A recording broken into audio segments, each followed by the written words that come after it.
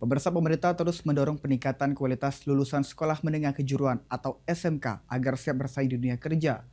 Dinas Pendidikan Provinsi Sumatera Selatan berkomitmen menyiapkan siswa SMK menjadi tenaga kerja berkompeten melalui berbagai program. Salah satunya Lomba Kompetensi Siswa atau LKS.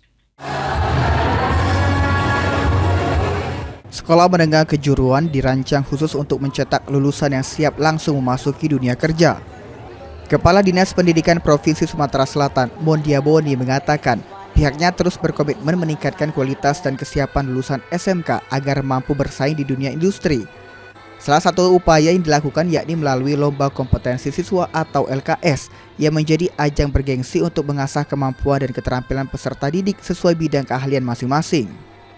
Melalui kompetensi ini, siswa dibiasakan menghadapi standar kerja industri, melatih kemampuan manajemen waktu, serta membangun mental profesional agar mampu bersaing secara kompetitif di dunia kerja. Ya, artinya salah satu lomba ini juga merupakan salah satu media, karena biasanya anak-anak yang menang lomba ini akan langsung direkrut oleh perusahaan-perusahaan yang terkait dengan bidang dan program keahlian masing-masing. Kompetensi siswa kita, Bu, saat ini seperti apa nih, Bu?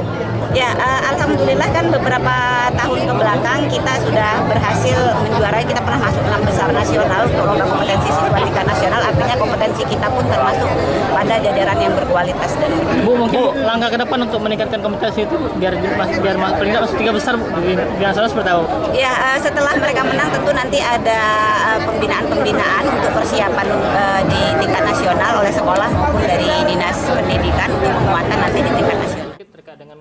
Sementara itu, Kepala SMK Negeri 2 Palembang, Suparman, mengatakan selain melalui LKS, Dinas Pendidikan juga terus mendorong kerjasama dengan berbagai perusahaan dan dunia industri yang siap menampung lulusan SMK setelah menyelesaikan pendidikan.